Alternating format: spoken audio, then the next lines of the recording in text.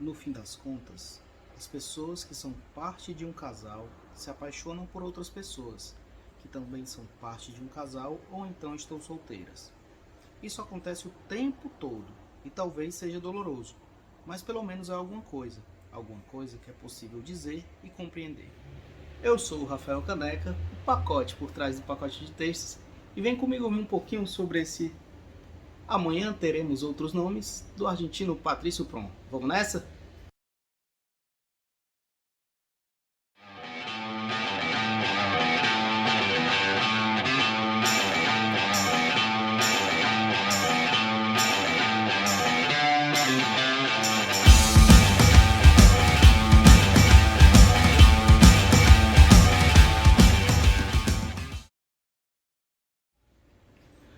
Oi pessoal, tudo bem com vocês? Antes de começar esse vídeo, eu queria só pedir para vocês curtirem, apertar no sininho que está em algum lugar por aí, curtir esse vídeo, dizer o que vocês acharam, ativar notificações para não perder mais nada do que sair por aqui, tá bom?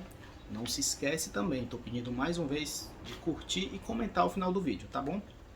Então vamos lá. Confesso que eu sou apaixonado por algumas editoras e a Todavia é uma delas. Não digo que eu gostei de tudo que li, mas grande parte sim, gostei. Por isso que quando eu vi esse livro do argentino Patrício Prom, que eu nunca tinha ouvido falar nem sobre o autor, nem sobre o livro, eu fiquei interessado em ler. Eu não sabia de nada sobre o enredo nem sobre o autor, e só fui atrás de outras informações depois de terminar a leitura. E afinal, o que foi que eu descobri sobre o Patrício Prom? Segundo o seu próprio site, o endereço está aí na descrição, ele é doutor em filologia românica pela uma universidade lá da Alemanha, Georg August Göttingen, e vive atualmente em Madrid. Ele é autor de livros de relatos, ensaios, novelas para adultos, para crianças, e foi escolhido em 2010 como um dos 22 melhores jovens escritores em língua espanhola, de sua geração, claro. E em 2019 ganhou o prêmio Alfaguara de novela com este Amanhã Teremos Outros Nomes. E afinal, sobre o que fala esse livro? Em Amanhã Teremos Outros Nomes, temos dois personagens. Ele, um escritor, e ela, uma arquiteta. Sim, eles não têm nome. Eles são descritos, são revelados durante o livro só por esses pronomes, tá? E a história do relacionamento deles. Mas a história começa de fato no dia em que ele pega os livros de uma biblioteca que compartilhava com ela e vai arrancando as páginas desses livros, página sim, página não, página sim, página não, numa espécie de divisão de bens entre as partes. Porque a relação entre os dois acaba de terminar por uma decisão unilateral, digamos assim, dela. E aqui eu faço uma pausa, tá? Eu li esse livro ao mesmo tempo em que lia Copo Vazio, da brasileira Nathalie Timmerman, uma escritora contemporânea, se eu não me engano ela é paulista, que também tratava sobre o fim de relacionamento e que eu também não sabia que era sobre esse assunto. Será que a gente está vendo aí uma nova tendência na literatura contemporânea? Sexta-feira no Globo Repórter. Pois bem, vamos continuar aqui falando sobre Amanhã Teremos Outros Nomes. A história então vai se desenvolvendo com os pontos de vista de cada um se alternando a cada capítulo, ou seja, num capítulo é o ponto de vista dele, no outro capítulo é o ponto de vista dela, na busca de explicações que a gente nem sempre encontra, tá? Até porque a gente nem sabe, nem ela mesma sabe, a ela, digamos assim, por que acabou esse relacionamento. Ela só sentiu no momento que tinha que terminar, agora o porquê disso não se sabe. A partir daí vão surgindo flashbacks das histórias dos dois, conversas com amigos e seus relacionamentos permanentes ou já desfeitos, buscas por novos parceiros, tentativas de novas relações, até mesmo em formatos não convencionais, formatos abertos, formatos menos rígidos, principalmente via matches em aplicativos de relacionamento, até o desfecho da história, que aí eu prefiro não revelar e deixar vocês aí descobrirem por si sós, tá? O curioso é que quando amigos do Prom descobriram sobre o que era o livro que ele estava escrevendo, começaram a dar seus próprios relatos sobre os seus relacionamentos, sobre esse mesmo assunto, sobre envolvimentos deles com aplicativos de relacionamento.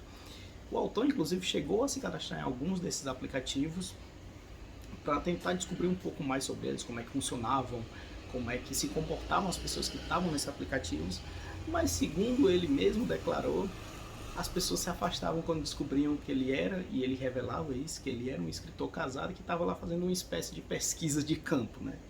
Minha opinião sobre o livro é que eu gostei bastante dele. Na verdade, eu gostei muito do começo até chegar à parte final.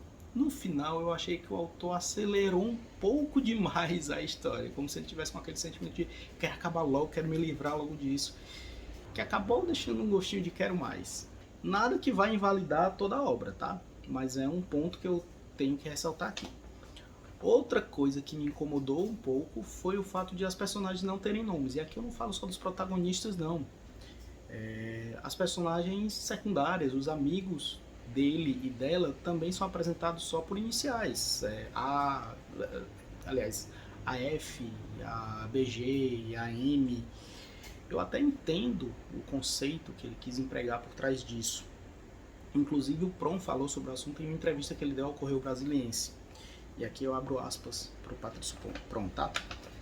Queria dar ao livro uma dimensão universal, quase arquetípica. Ele e ela não são nada em particular, ao mesmo tempo que são ou somos todos nós. O que acontece com eles, por outro lado, não é muito diferente do que se passa com os demais. Mas a diferença substancial entre eles e nós é que eles se detêm em pensar no que acontece com eles.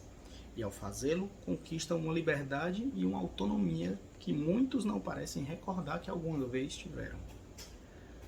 Mas ainda assim, eu acho que por trás desse conceito, a experiência de leitura acaba ficando um pouquinho prejudicada. Isso, no entanto, não é nada que não possa ser solucionado com aquela tática que a gente usa quando lê os livros russos, né? Aqueles livros com os nomes mais complexos possíveis. E a gente acaba trocando por nomes mais fáceis. Então aqui, por exemplo, eu fazia uma substituição. Toda vez que aparecia o F, eu chamava de Flávia. Toda vez que aparecia BG, eu chamava de Brigitte. Aparecia M, eu chamava de Maria. E assim ficou bem mais tranquilo, bem mais fácil a leitura e bem mais fluida. E aqui é uma dica que eu deixo pra vocês, tá bom? E aí, pessoal, apesar desses dois poréns, eu queria ressaltar mais uma vez que eu gostei da leitura desse livro e que tem passagens realmente muito boas. Eu sugiro a leitura dele, como muitos livros da Todavia, né? E ele tem umas partes que me fizeram rir de verdade, como as brincadeiras entre ele e a sua editora, M de Maria, na livraria.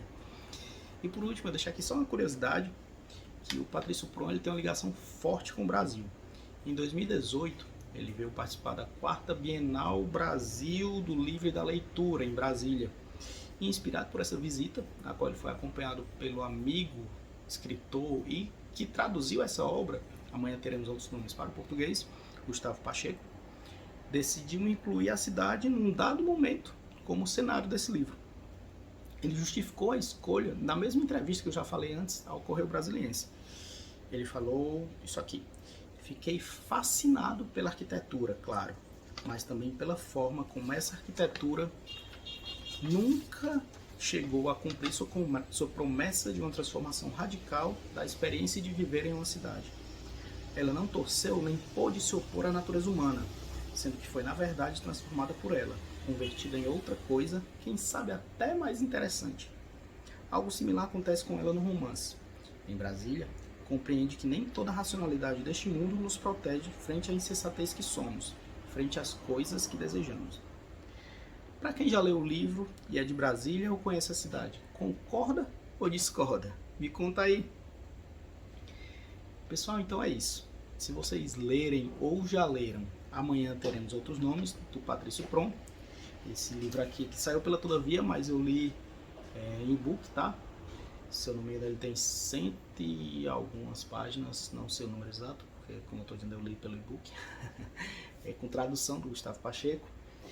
Mas vocês me contem aqui qual foi a impressão de leitura de vocês, se vocês leram na versão física, na versão digital, tá bom? E não esqueçam de dizer o que acharam do livro e também o que acharam desse vídeo, tá certo? Espero vocês aqui no próximo. Fui!